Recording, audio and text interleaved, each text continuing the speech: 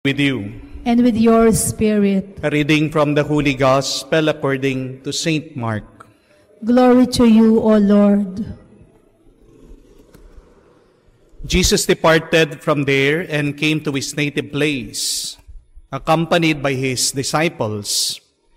When the Sabbath came, he began to teach in the synagogue, and many who heard him were astonished. They said, "Where did this man get all of this? What kind of wisdom has been given to him? What mighty deeds are wrought by his hands? Is it not the carpenter, the son of Mary, the brother of James and Joseph and Judas and Simon? Are not his sisters here with us?" And they took offense at him. Jesus said to them, "A prophet is not without honor except in his native place, and among his own kin, and in his own house." So he was not able to perform any mighty deeds there, apart from curing a few sick people by laying his hands on them. And he was amazed at their lack of faith. My dear friends, the good news of our salvation. Praise to you, Lord Jesus Christ. Magandang araw po, magandang gabi po sa inyong lahat. No? Magandang gabi din po, Father. Today we celebrate the feast day of Saint John Bosco. Napakaganda po ng turo ni San Juan Bosco. Saint John Bosco once said that the formula to a life of sanctity, a blessed life, requires 4 things. Number 1, that you should be happy. Number 2, you should study. Number 3, that you pray. And number 4, that you be good to others. Yan po ang sekreto kung gusto natin pagpalain tayo sa ating buhay. Isa-isahin po natin. Number 1, be happy. Sabi din po ni Don Bosco, turo niya sa kanyang mga estudyante, run, jump, make noise, but do not sin. Lumundag ka, mag-ingay ka, magwala ka, no? Tumakbo ka. Gawin mo lahat ng gusto mong gawin. Huwag ka lang magkakasala. Hindi po masama ang maging masaya. Amen? Ang masama ay yung gumagawa ka ng masama para sumaya ka. Marami po sa atin nakikita ang kasalanan, yan ang magpapasaya sa kanila. Ang masama ay yung ikaw lang yung masaya habang yung iba ay nalulungkot at lumuluha. Hindi po ba? Tandaan po natin, pwede ka naman maging masaya na hindi ka nagkakasala. Amen? A holy person is a happy person. A happy person is the good person. Ang masayang tao ay yung taong kaya niyang matulog na mahimbing dahil alam niya wala siyang sinaktan na ibang tao. Di po ba? Ang masayang tao, siya yung merong malinis na puso, malinis na konsensya, at malinis na kaluluwa. Kaya tandaan niyo po yan, isang balakid sa ating tuwa ay yung ikaw lang yung masaya, ang pagkakasala.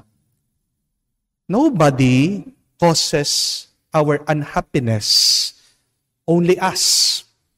Maganda pong unawain yun. Quit blaming other people about your unhappiness, about your sadness, about your sorrow. Palagi natin sinisisi yung ibang tao, ating mga kapatid, kapitbahay, katrabaho, kaya tayo malungkot. Pero tandaan niyo po, kung hindi mo piniling maging malungkot, hindi ka malulungkot. Piliin mong maging masaya, magiging masaya ka.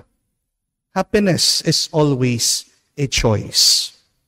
And when we lack happiness, We can always pray for joy because joy is a gift. Tingnan po natin ang ating mga puso at kaluluwa. Malinis ba yan? Kung pong walang bahid ng kasalanan, walang masama ang isip mo, ang puso mong kaluluwa, magaan ang iyong nararamdaman at diyan mag-uumpisa na maaari kang maging masaya, ngingiti ka. Amen? Number 2, second, study. Mag-aral tayo.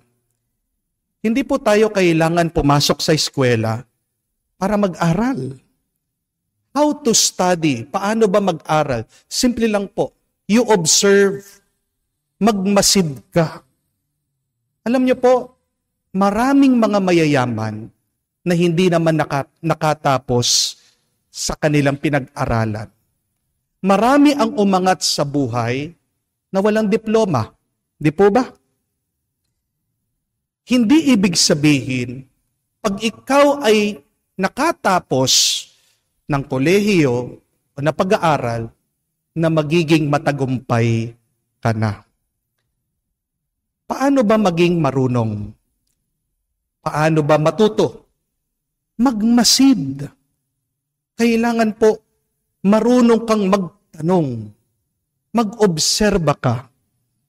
Marami po akong nakakasalamuha, namimit. Napakayaman. Napakaraming ari-arian na fish pond.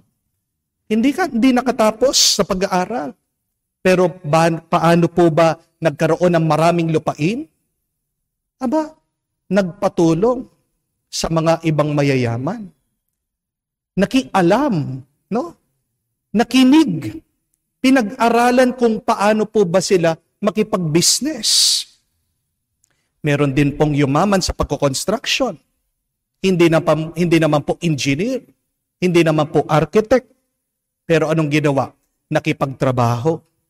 Natuto sa iba. Hindi po lahat na nag-aaral nagiging marunong. Hindi po ba? Not everybody who are schooled are educated. At alam po natin, hindi ibig sabihin ikaw ay nakatapos, may pinag-aralan, na mabait kang tao, na mabuti kang tao. Hindi lahat na nag-aral ay may mabuting asal. Amen? Kuminsan pa nga kung sino yung nag-aral, sila pa nga yung mga mata pobre. Hindi po ba? Yung mga mapagmataas at mapaghusga sa kanilang mga kapwa. Meron pong kaalaman na nakakabulag at nakakamangmang. We must remember, we must understand that the goal of study is not to become successful. The goal of studying is to become a better person, a holy person. Being rich should not be our goal. Maganda pong unawain yan. Dahil napakarami sa atin, nagmamadali sa buhay, gustong umangat. Aanuhin mo, ang umangat ka nga sa lipunan, pero hindi ka nakaangat sa mata ng Diyos. The goal of our life should always be heaven, to be with God after this life. The goal of study is to be holy. Bakit nag-aaral ka? Bakit nagmamasid ka? Bakit nakikinig ka? Para maging mas mabuti kang tao, maging mas banal ang iyong kaluluwa. Sino po bang matagumpay na tao? Yung maraming pera? Maaring sa mata ng mundong ito. Pero, kung ang Diyos ang tatanungin natin, sino ba ang matagumpay na tao para sa Kanya? Kung hindi yung taong mabuti, kung hindi yung taong mapagmahal, kung hindi yung taong kamuka ng Kanyang anak, si Jesus. Kailangan po tayong mag-aral kahit na may edad na tayo. Hindi para yumaman, pero para maging mas mabuting tao, banal na Kristiyano. Study, that is the second ingredient of a life full of sanctity. Pangatlo, magdasal. Pray. Ano po bang pagdarasal para kay Don Bosco? Napakaganda po nung sinabi niya. That we should walk on this earth while our hearts are in heaven. Walk with your feet here on earth, with your heart in heaven, with your heart directed to heaven. Prayer is directing our hearts to God. Napakaganda po nun. Ang pagdarasal ay hindi lang paggalaw ng ating mga bibig, ng ating mga dila. Ang pananalangin ay ang paggalaw ng ating puso palapit sa Diyos. If you want to be holy, you should pray. Nobody becomes close to God without prayer. Tandaan po natin ang ating Panginoon, palaging nagdarasal. Kaya napakaganda pong tanong yan. Do we often pray? Kailan ka nagdarasal? Paano ka nagdadasal? Madalas ka bang nagdadasal? Alam na alam mo na naliligaw ka na sa buhay. Paano? Pag nakakalimutan mo ng magdasal, hindi po ba? Pero pansinin niyo po, pag hindi ka na nagdadasal, napakabigat din ng iyong nararamdaman. Kaya nga po, napakaraming tao, pag merong problema, pagpasok pa lang nila sa simbahan, umiiyak na sila. Ang pagdarasal ay hindi lang pagbukas ng ating bibig sa pananalangin. Pero ang pagdarasal ay ang pagbubukas ng ating puso sa Diyos. Mga kapatid, hindi naman po natin kailangan kimkimin, itago ang ating mga pinagdaraanan sa buhay. Why should you pray? Because you can live, prayer can help you to alleviate your pain, your burdens, your problem. Pag nagdarasal ka, iwan mo sa Diyos ang iyong mga bigat na pinagdaraanan. Kung gusto nyo din po mapuno ng lakas at panibagang buhay, you should pray.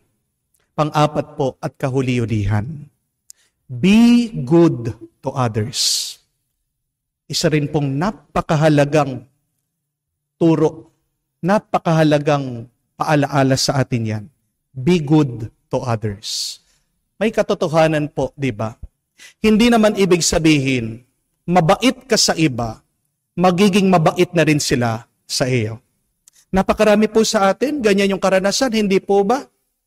Napakabuti mo sa iba, pinagbigyan mo sila, pero ikaw pang pagtataksilan nila. Ikaw pang sisiraan nila. Ikaw pang iiwasan nila. Pero tandaan niyo po ito. Basta't mabuti ka, basta't mabait ka, kahit na sinisiraan ka, kahit na dinadown ka ng iba, may gantimpala ang iyong pagiging mabuti at mabait. Yes, not all of a time, people will be good to us when we are good to them. But no good deed is left unrewarded. Tandaan niyo po. And no bad deed is left unpunished. Kung man hindi sila maging mabait sa iyo, manatili ka pa rin maging mabait at mabuti sa kanila dahil darating ang oras at panahon, darating din ang iyong pagpapala. Let us follow the example of Jesus, who continued His mission despite of the doubts of His relatives, of itong pong mga tao, no? Tingnan niyo ang ating Panginoon, nagpatuloy sa kanyang misyon, pinapagaling ang mga may sakit, kahit na pinagdududahan siya, kahit na sinisiraan siya ng mga mismong kamag-anak niya, mga kababayan niya. Dahil walang mabuting paggawa na hindi binibigyan ng Diyos ng gantimpala. Be good to others who are good to you, but be good also to others who are bad to you. Only the good are rewarded and blessed by God. Maganda pong checklist ito, no? Araw-araw, tanungin natin ang ating sarili. Am I happy? Second, do I study? Third, do I pray?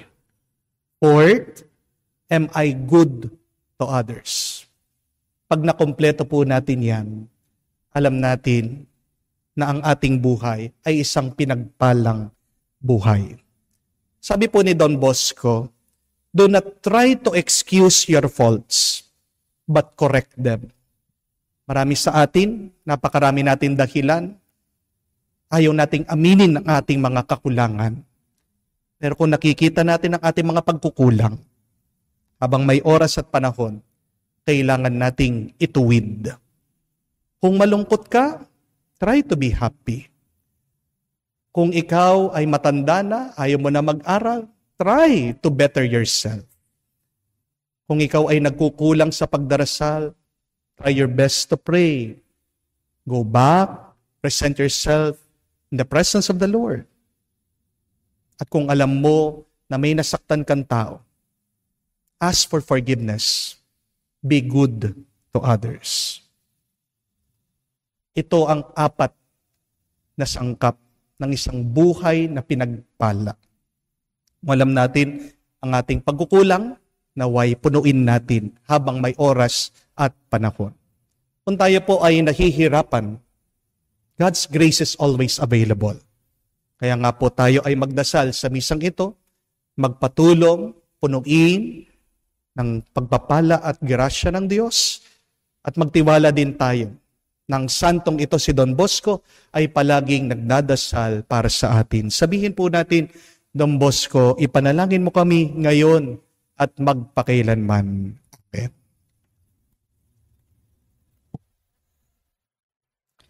Let us offer our prayers to the Lord, and for every prayer, let us say, Lord, hear our prayer. Lord, hear our prayer. May the Church, while being a people for everyone, make a preferential option for the poor, the needy, and the far off, we pray. Lord, hear our prayer. May church leaders forsake the trappings of titles and high office to remain humble and be great only in the eyes of God, we pray. Lord, hear our prayer. May today's prophets persevere in condemning injustice, corruption, and worldliness wherever this may be found, we pray. Lord, hear our prayer. We also include in our prayers the intention of Candido, Merita Pineda and family, Floring Pineda and family, Luz Nucum and family, Fausta Dizon and family, for the birthday blessing of Jonathan Lumbre, Asari Celia Timajo, for the death anniversary for the days of May Miranda Bondo, Melquiades Sabado, for the eternal rest and peace of the soul of Rosario and Marlene Conrado Victoria, Fernando Jr. Encarnacion, Marcela, Maylene, Rosina, Julian, Maria, Otikio Espicio Sotera, Isabel Fortunato, Rodolfo, Francisco Rogelio, Alan Agosto, Alicia, and Eugenio. Let us pray to the Lord. Lord, hear our prayer. We also pray for the eternal rest and peace of Marcela Carandang, Maylene Tatco, and Rufusina Rojas. Lord God, Jesus, your Son, chose to be born in an ordinary family and in a small village to teach us the value of simple things and humble people. Teach us to look at people's heart rather than mere appearance. We ask this through Christ our Lord. Amen.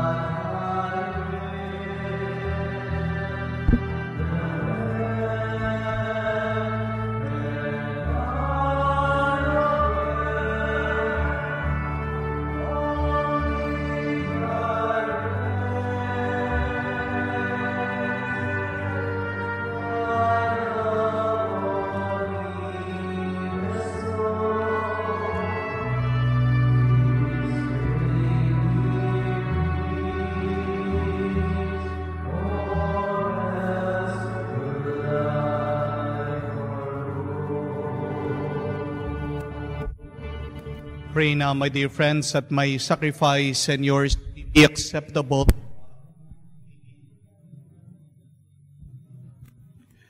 May be acceptable to God, the Almighty Father. May the Lord accept the sacrifice at your hands for the praise and glory of His name, for our good and the good of His holy church. Receive, O Lord, we pray, the offerings placed on your altar in commemoration of Blessed John Bosco, so that as you brought him glory, you may through these sacred mysteries grant to us your pardon. We ask this through Christ our Lord. Amen. The Lord be with you. And with your spirit. Lift up your hearts. We lift them up to the Lord. Let us give thanks to the Lord our God. It is right and just. It is truly right and just, our duty and our salvation, always and everywhere to give you thanks, Lord, Holy Father, Almighty and eternal God, through Christ our Lord. For as on the festival Saint John Bosco, you bid your church to rejoice, so too you strengthen her by the example of his holy life, teach her by his words of preaching, and keep her safe and answer to his prayers. And so, with the company of angels and saints, we sing the hymn of your praise, as without end we now acclaim.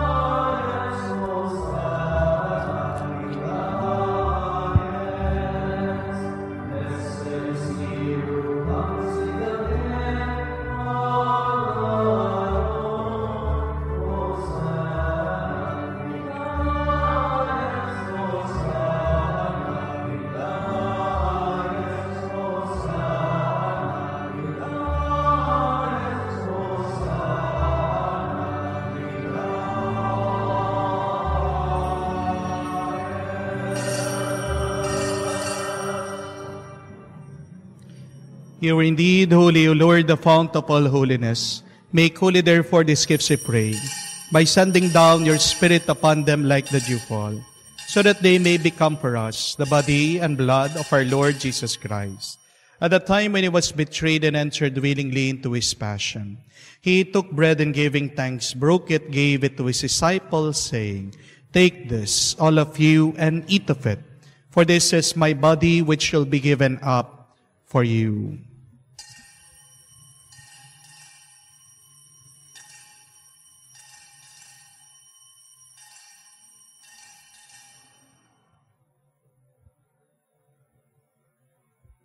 In a similar way, when supper was ended, he took the chalice, and once more giving thanks, gave the chalice to his disciples, saying, Take this, all of you, and drink from it, for this is the chalice of my blood, the blood of the new and eternal covenant, which will be poured out for you and for many, for the forgiveness of sins.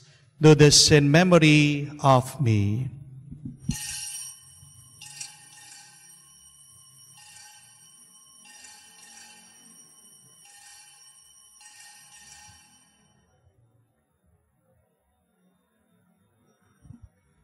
The mystery of faith.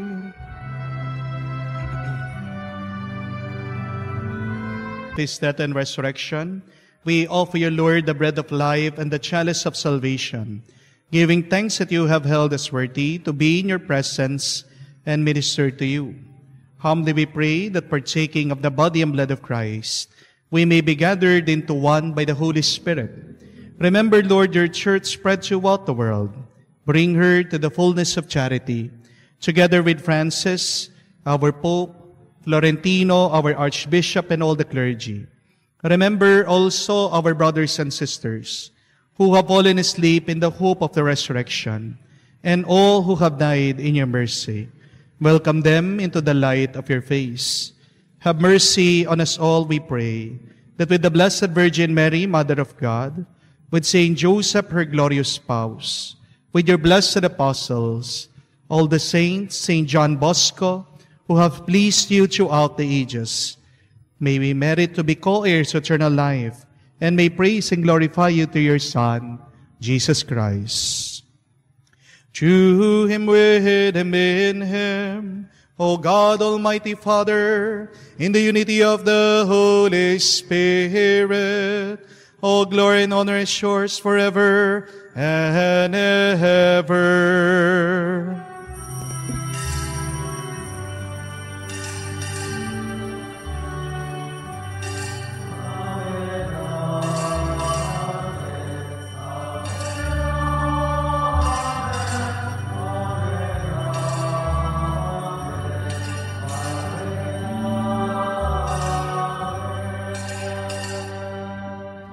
Full of trust and confidence, our loving Father, let us now pray to the words that Jesus taught us.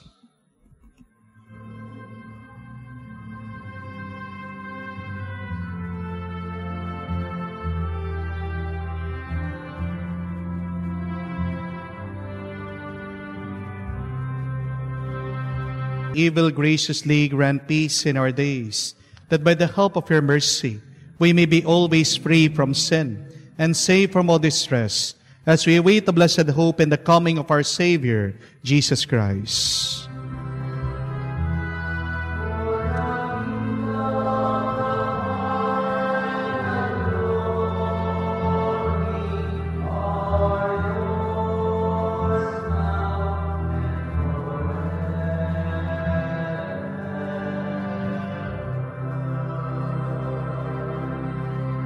Lord Jesus Christ said to your apostles, "Peace I leave you, my peace I give you.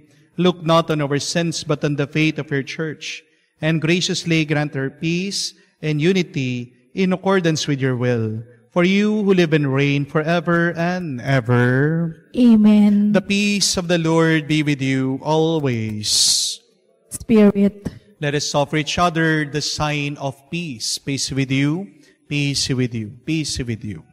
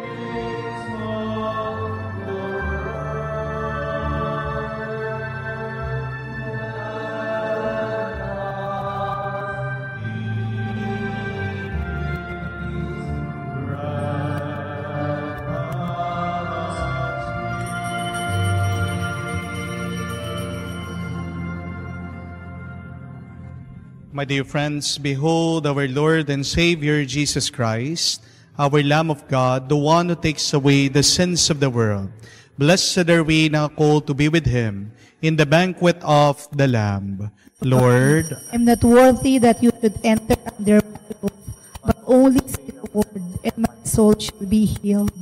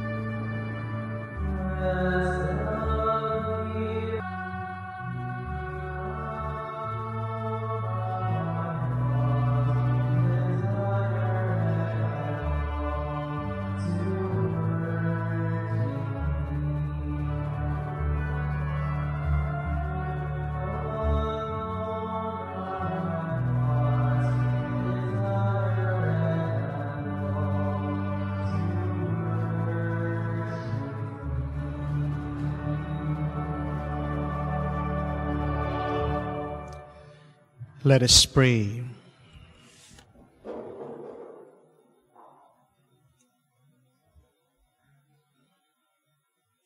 May the sacrament we have received, O Lord, in commemoration of Blessed Saint John Bosco, sanctify our minds and hearts, that we may merit to be made sharers in the divine nature.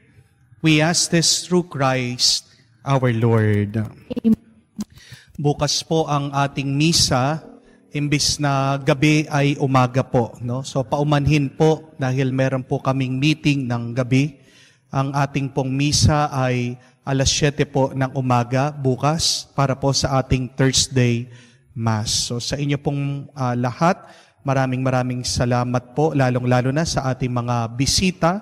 Ang misa po bukas ng umaga ay Kapampangan, pero meron po tayong misa din sa YouTube na Tagalog. No? So para po sa mga gusto pa rin mag-attend ng ating daily Mass, meron pong available na misa sa ating YouTube na Tagalog Mass. So sa inyo pong lahat, maraming salamat po. The Lord be with you. And with your spirit. And may Almighty God bless you, the Father and the Son, and the Holy Spirit. Amen. The Mass has been offered. Let us now go in peace. Thanks be to God.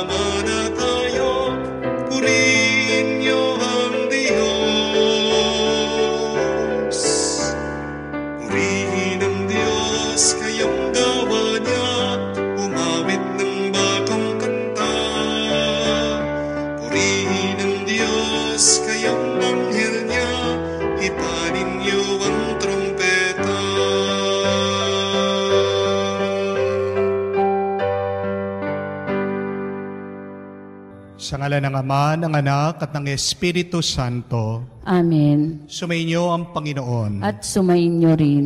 Mga kapatid, sa araw na ito ating pinagdiriwang ang kapestahan nila San Timoteo at San Tito, mga obispo.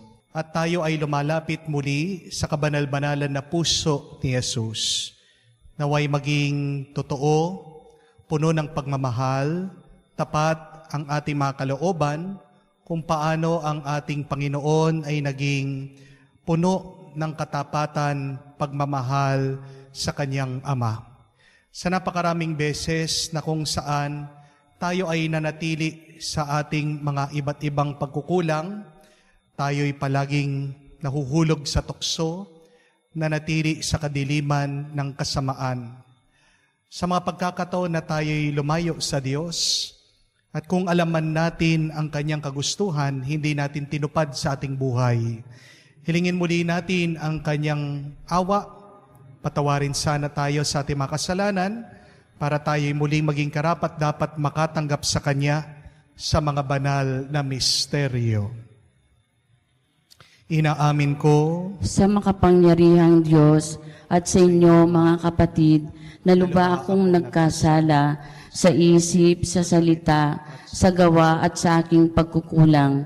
Kaya isinasamo ko sa mahal na Birheng Maria, sa lahat ng mga anghel at mga banal, at sa inyo mga kapatid, na ako'y ipanalangin sa Panginoong ating Diyos. Kaawaan tayo na makapangyarihan Diyos, patawarin tayo sa ating mga kasalanan at patnubayan tayo sa buhay na walang hanggan. Amen. Panginoon, kaawaan mo kami. Panginoon, kaawaan mo kami. Kristo, kaawaan mo kami. Kristo, kaawaan mo kami. Panginoon, kaawaan mo kami. Panginoon, kaawaan mo kami. Manalangin tayo. Ama naming makapangyarihan, iginawad mo ang mga katangian ng apostol kina San Timoteo at San Tito. Pagbigyan mo ang kanilang dalangin, kami makapamuhay ng maayos at matapat sa iyong kalooban, para kami marapatin mong makasapit sa iyong piling sa kalangitan. Sa pamamagitan ni Jesucristo kasama ng Espiritu Santo, magpas sa walang hanggan. Amen.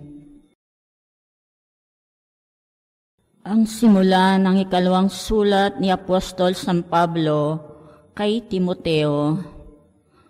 Mula kay Pablo na niloob ng Diyos na maging apostol ni Kristo Jesus upang mangaral tungkol sa buhay na ipinangakong kakamtin natin kay Kristo Jesus.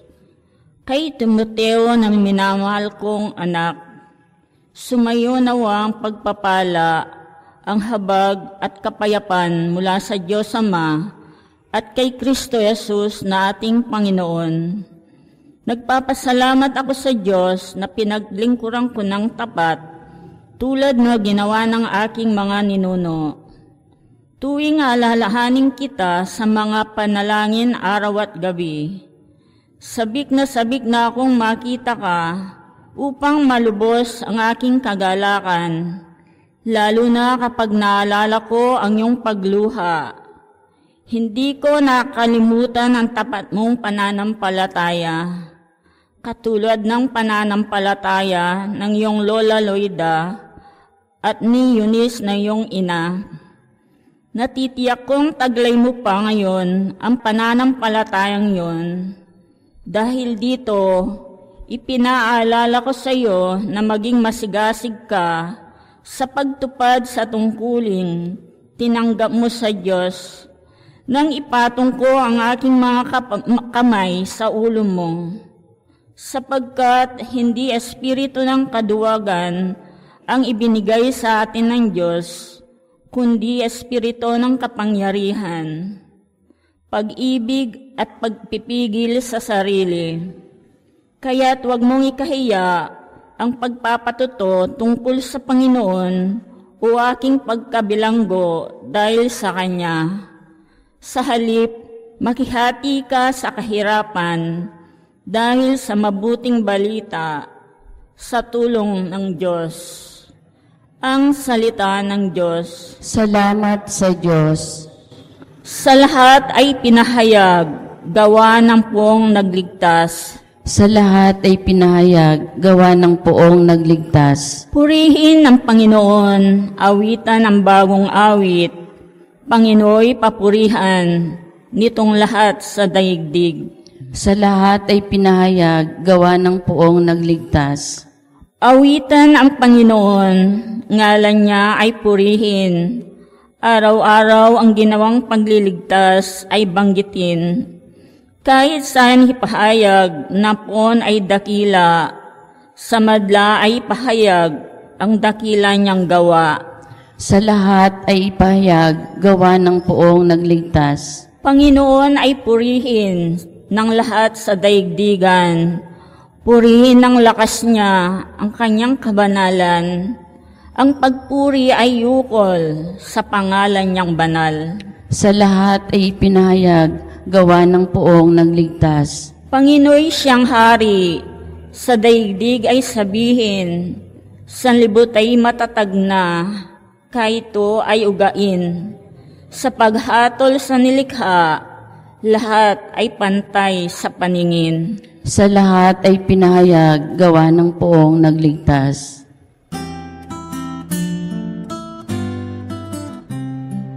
Alleluia, alleluia, alleluia, alleluia, alleluia,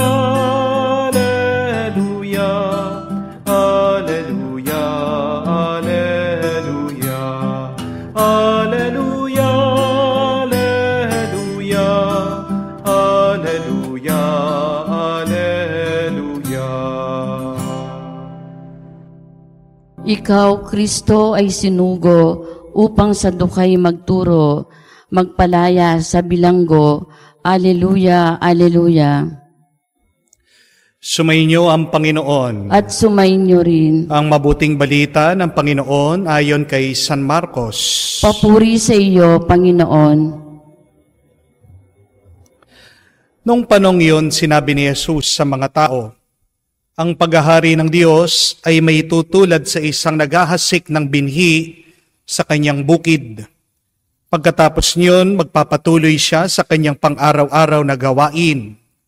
Tutubo at lalago ang binhi nang hindi niya nalalaman kung paano. Ang lupa siya'y magpapasibol at nagpapabunga sa mga pananim. Usbong muna, saka uhay, na pagkatapos ay mahihitik sa mga butil. Pagkahinog ng mga butil, agad itong ipapagapas sapagkat dapat nang anihin. Sa ano ang ating maihahambing ang paghahari ng Diyos? Sabi pa ni Jesus. Anong talinghaga ang gagamitin natin upang ilarawan ito? Tulad ito ng butil na mustasa na siyang pinakamaliit sa lahat ng binhi. Kapag natanim na at lumago, ito'y nagiging pinakamalaki sa lahat ng puno ng gulay. Nagkakasanga ito ng malalabay. Ano pat ang mga ibon ay nakakapamugad sa mga sanga nito.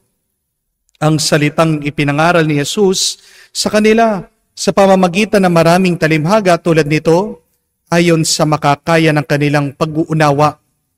Hindi siya nangangaral sa kanila nang hindi gumagamit ng talimhaga, ngunit ipinaliwanag niya ng sarilinan sa kanyang mga alagad ang lahat ng bagay.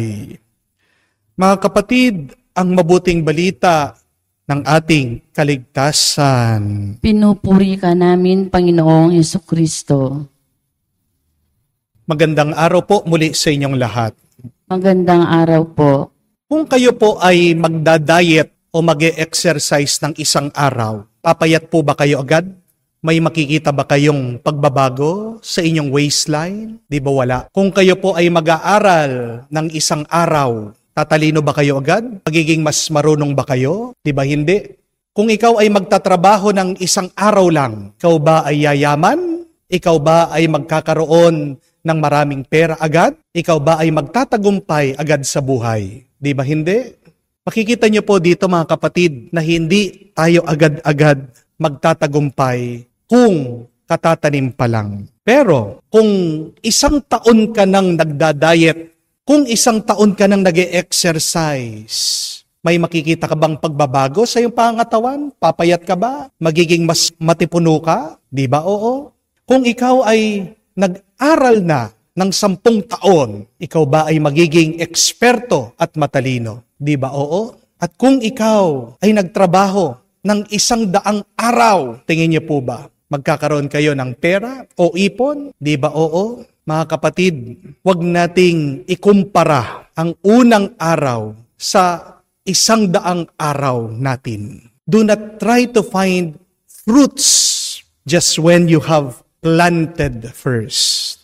Huwag ka munang maghanap ng bunga kung katatanim mo pa lang. Mahalaga po ang mga bunga, pero huwag nating kalimutan. Mahalaga din ang paglaki, ang paglago. Sa ating ebanghelyo, yan po yung ating narinig, na ang kaharian daw ng Diyos ay parang pagtatanim. Mahalaga ang lahat ng proseso, ang pagtatanim ng buto, ang pag-unti-unting pag-usbong nito, ang paglabas ng kanyang mga sanga, ang pagsuhay, ang pagtubo ng dahon, at paglabas ng bunga. Hindi lang ang bunga ang mahalaga, pero magsimula sa pagtatanim, sa pag-unti-unti nitong paglaki, mahalaga yon sa Panginoon. At ganyan din po, pinapaalala sa atin, na kahit na maliit ang buto ng mustasa, mahalaga din yan sa Diyos.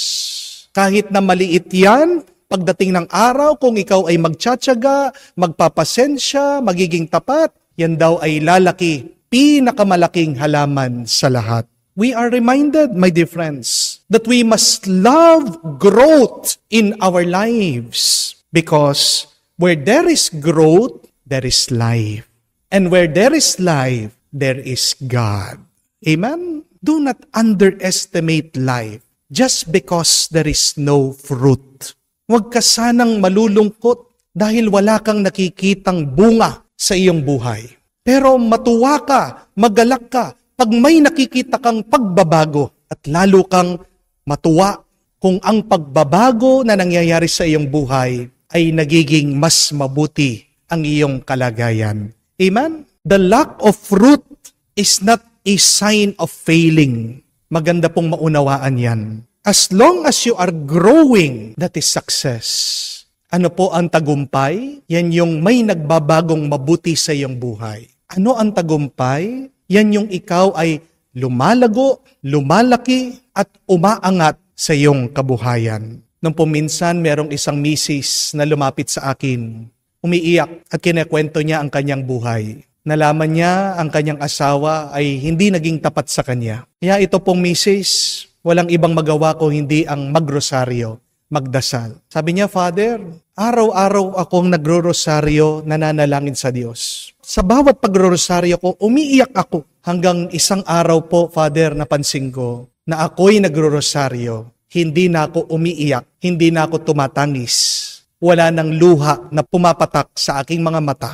Napansin ko po na ako'y nagdadasal. Hindi na ako malungkot kung hindi ako'y may ngiti sa aking muka. Wala na akong lungkot kung hindi ako'y payapa. At sabi po niya, dahil po sa araw-araw kong pagdarasal, napansin ko, tong aking asawa, nagbago din. Naging tapat na tapat siya sa akin at naging napakasipag niya, mahal na mahal niya ang aming mga anak. Kaya mga kapatid, tandaan niyo po ito. Huwag po kayong titigil kahit na wala kayong nakikitang bunga sa iyong kapaguran. Hindi ibig sabihin wala pang bunga o produkto o epekto sa iyong buhay ay walang ginagawa ang Diyos. Mga kapatid, keep on seeding. Magpatuloy kang nagtatanim.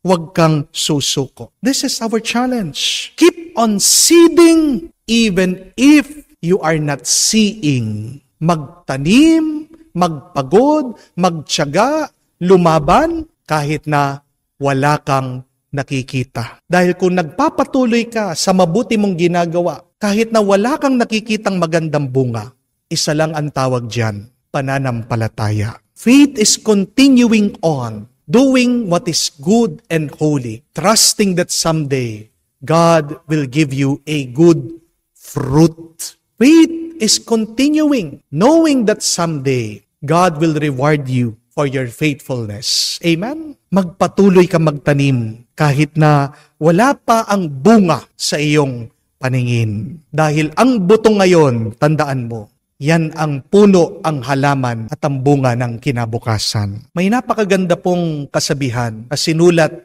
ang isang poeta. Ang pangalan po niya ay si Rabindranath Tagore. He once said that the flowers of tomorrow are the seeds of today. If all your life, all that you do is to keep on planting seeds, then that is enough. Huwag kang mag-alala kung hindi mo pa nakikita ang bunga ng iyong pagpapagal. Huwag kang mag-alala kung wala ka pang nakikitang produkto ng iyong katapatan. Magtiwala ka. Kahit na wala kang nakikita, may ginagawa ang Diyos. Ang mas mahalaga ay meron kang inumpisahan, itutuloy yan ng Diyos hanggang sa katapusan. Amen? Kaya nga, tandaan niyo po ito mga kapatid. Itanim mo ang sipag sa iyong trabaho kahit na nangangawit ka na. Itanim mo ang pasensya sa iyong pamilya, sa iyong relasyon kahit may lungkot ka. Itanim mo ang pag-asa kahit na meron kang sakit, kahit na ikaw ay nahihirapan at malapit ng sumuko. Itanim mo ang tuwa sa gitna ng iyong mga pagsubok at suliranin. At itanim mo ang pasasalamat sa Diyos kahit na ikaw ay nangangamba at natatakot. My dear friends, keep on planting, keep on growing on this life. Yes, fruits are important, but what is more important is that we grow. Because when we grow, we have life, and when there is life, there is God. Kung meron kang tinanim, meron kang aanihin. Kung wala ka pang inaani, magtiyaga ka, maghintay ka, at magdasal ka. Dahil sapat palagi ang biyaya at grasya ng Diyos, siyang nagpapatubo ng buhay na ito. Amen. Mga kapatid, ating ialay sa Diyos ang ating mga dasal at dalangin. Naniniwala tayo at nagtitiwala sa Diyos. Ating itugon, Panginoon, dinggin mo kami.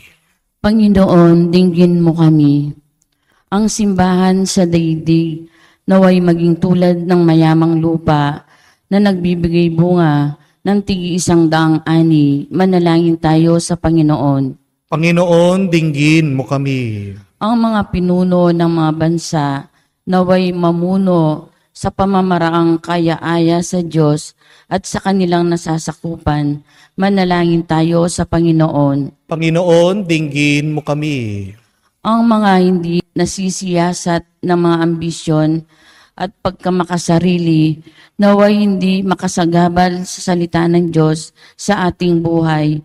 Manalangin tayo sa Panginoon. Panginoon, dinggin mo kami. Sa katahimikan po ng ating puso, buksan din natin sa Diyos ang ating mga personal na pangangailangan. Makalangit na Ama, tulungan mo kaming makilala ang binhi ng iyong salita at gawa sa aming buhay. Huwag nawa kaming mangamba sa mundong ito, bagkus maging maliksi kami sa paglilingkod upang mamunga ang aming mga mabubuting gawain. Hinihiling namin ito sa pamagitan ni Kristo, aming Panginoon. Amen.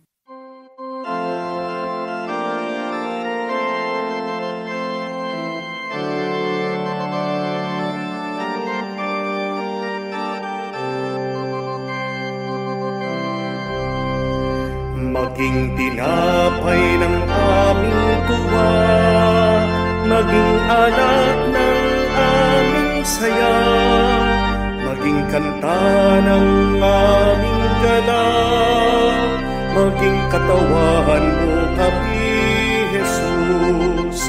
Maging tinapay ng aming tuwa, maging alat ng aming saya, maging kanta ng aming gala, maging katawan mo kami, Jesus. Manalangin kayo mga kapatid, para ng ating mga paghahain ay kalugdan ng Diyos amang makapangyarihan. Tanggapin nawa ng Panginoon itong paghahain sa iyong mga kamay sa kapurihan niya at karangalan, sa ating kapakinabangan at sa buong sambayanan niyang banal. Ama naming lumikha, tunghayan mo ang mga alay na nasa dambana. Ngayon kami naghahain para kina San Timoteo at San Tito na magunita sa pagpapatawad ng mga kasalanan at sa ikatutupad ng aming pagsamba sa iyong ngalan. Sa pamamagitan ni Jesucristo kasama ng Espiritu Santo, magpas sa walang hanggan. Amen. Sumainyo ang Panginoon. At sumainyo rin. Itaas sa Diyos ang inyong mga puso at diwa. Itinaas na namin sa Panginoon. Pasalamatan natin ang Panginoong ating Diyos. Marapat na siya ay pasalamatan. Ama naming makapangyarihan, tunay nga marapat na ikaw ang aming pasalamatan. Ikaw ang nagniningning sa piling ng mga banal, na ikinararangal mo sa kanilang kabutihan. Ibinigay mo silang huwaran namin araw-araw at katuwang sa pagsamba sa iyong kamahalan.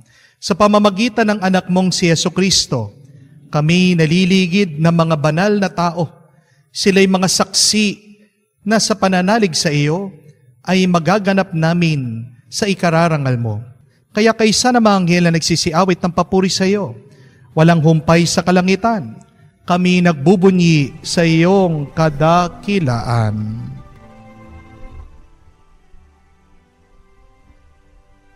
Santo, Santo, Santo, Panginoong Diyos ng mga hukbo, napupuno ang langit at lupa na kadakilaan mo. Hosana, Hosana, sa kaitaasan, pinagpalang na paririto, sa ngalan ng Panginoon.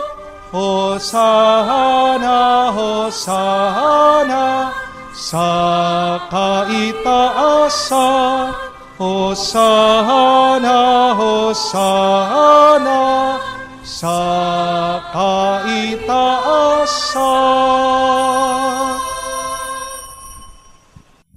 Ama naming banal, ikaw ang bukalan tanang kabanalan.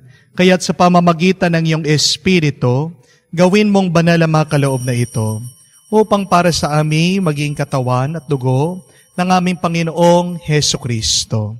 Bago niya pinagtiis ang kusang loob na maging handog, hinawakan niyang tinapay, pinasalamatan kanya.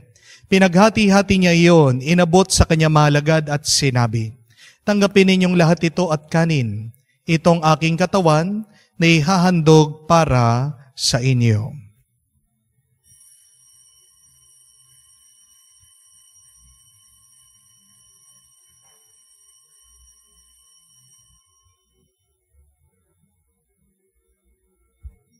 Gayon din naman nung matapos ang hapunan, hinawakan niya ang kalis.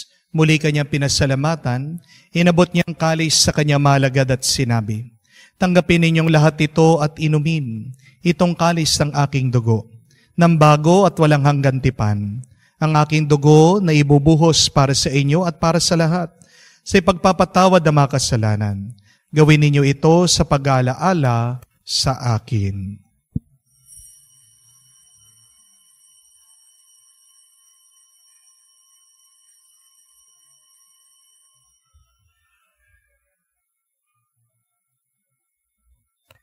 Ang misteryo ng pananampalataya. Si Kristo'y namatay, si Kristo'y nabuhay, si Kristo'y babalik sa wakas ng panahon. Ama, ginagawa namin ngayon ang pag-alaala sa pagkamatay at muling pagkabuhay ng iyong anak.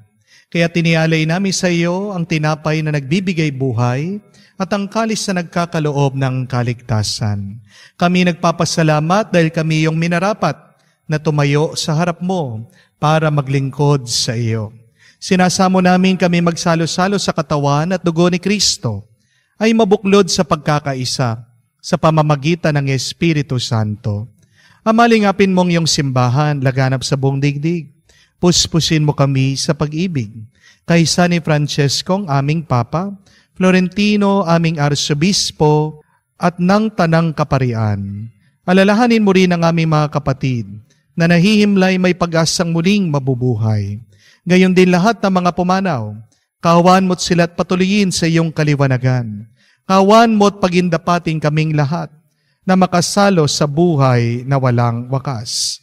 Kaysa na mahal na Birhen Maria, Ina ng Diyos, kaysa na maapostol lahat ng mga banal na namumuhay dito sa daigdig na kalugod-lugod sa iyo, may pagdiwang nawa namin ang pagpupuri sa kararangal mo sa pamamagitan ng iyong anak, aming Panginoong Hesu Kristo. Sa pamamagitan ni Kristo, kasama niya at sa Kaniya, ang lahat ng parangal at papuri ay sa iyo, Diyos Ama, makapangyarihan, kasama ng Espiritu Santo, magpasawalang hanggan. Amen, amen, amen. Sa nakakagaling na utos at turo ni Jesus, tayo ngayon magkaisa sa panalangin ng Ama namin.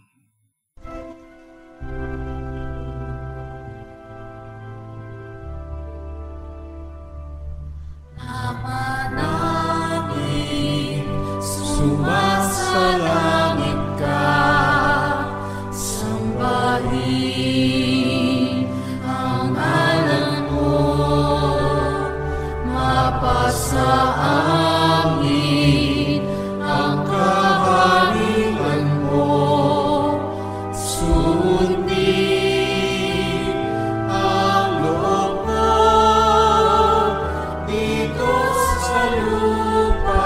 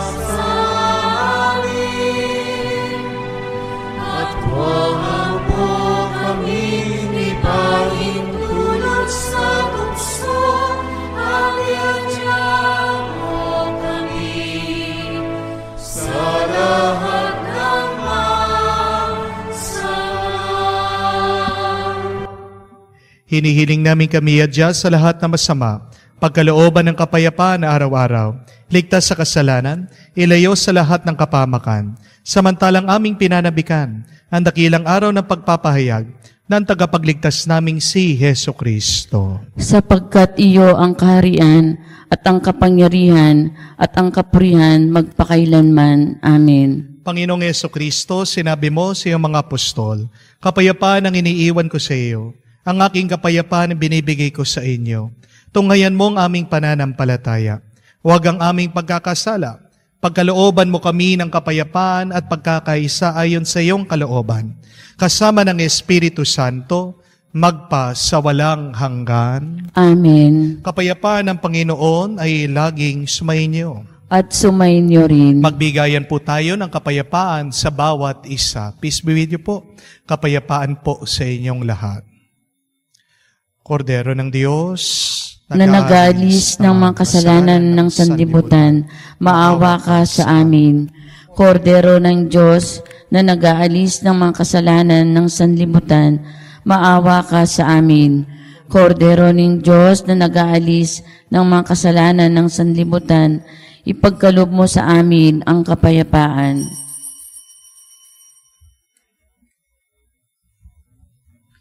Mga kapatid, naririto ang ating Panginoong Jesucristo, ang Kordero ng Diyos. Nag-aalis ng mga kasalanan ng sanlibutan. Mapalad tayong lumalapit sa piging ng Kordero. Panginoon, hindi ako karapat-dapat na magpatuloy sa iyo, ngunit sa isang salita mo lamang ay gagaling na ako.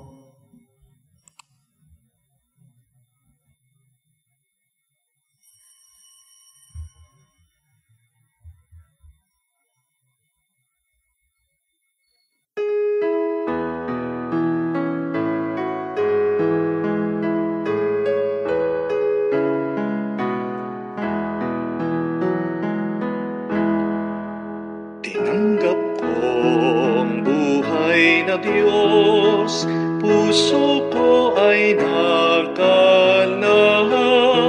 Tinanggap ko, buhay na Diyos, puso ko ay natuwa. Tinapay siya ng buhay, hinati at binigay, para mambigay buhay, huwag mangamba kailanman. Tinanggap ko, buhay na Diyos, puso ko ay nagalak. Tinanggap ko, buhay na Diyos, puso ko ay natuwa. Lumuhod po tayo para sa panalangin sa kabanal-banalan na puso ni Jesus. Jesus, Diyos ko, iyong nasabi, humingi at kayo'y bibigyan, maghanap at matatagpuan ninyo, kumatok at bubuksan ang pinto para sa inyo. Tunghayan mo po akong nakaluhod sa may paanan mo, napupuno ng buhay na pananampalataya, at tiwala sa iyong mga pangakong pinabatid ng iyong kabanal-banalang puso at sinambit ng iyong mga labi. Narito po ako upang hilingin ito. Sa katahimikan po ng ating puso, banggitin natin sa Diyos ang ating mga personal na kahilingan.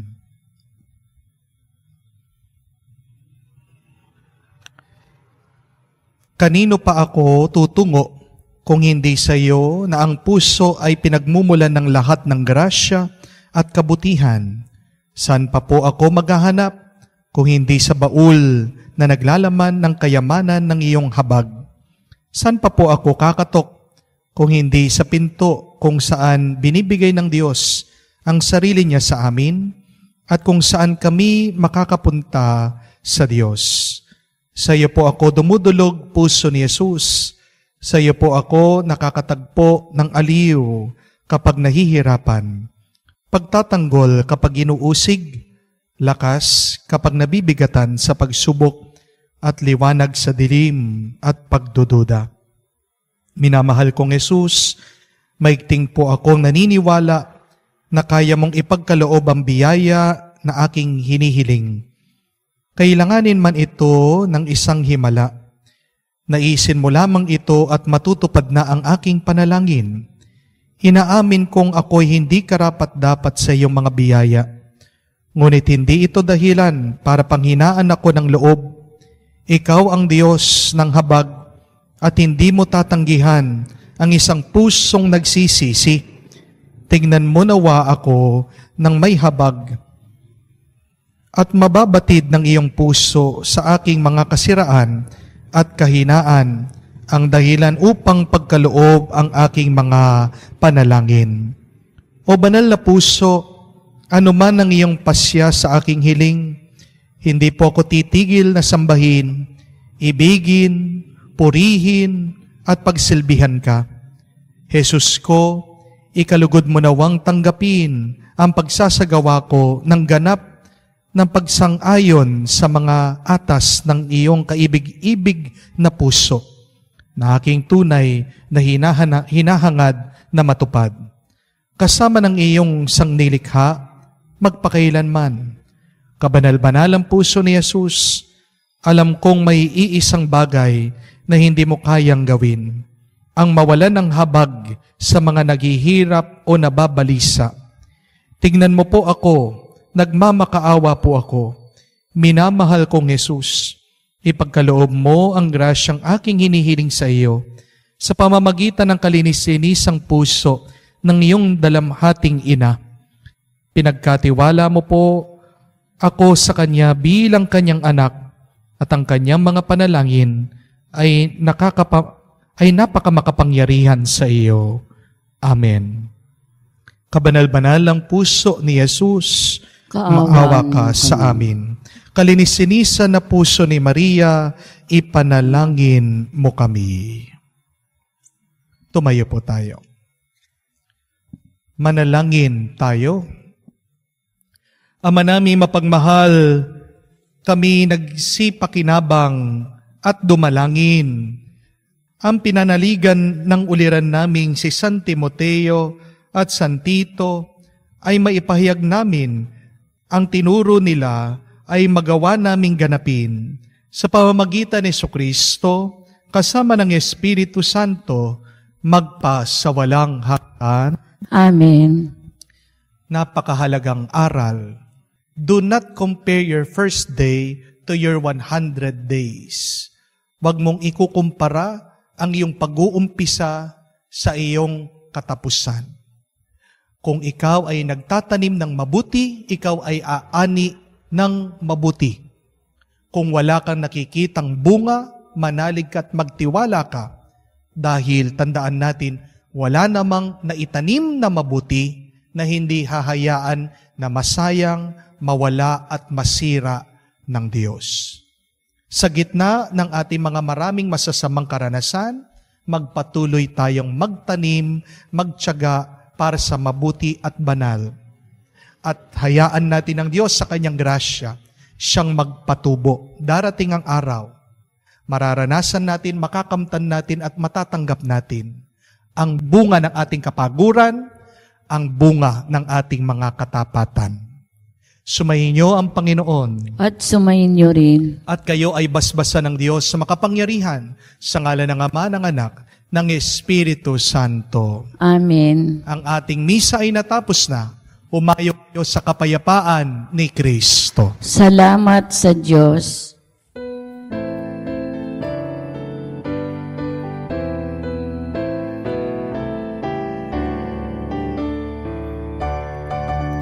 Laudate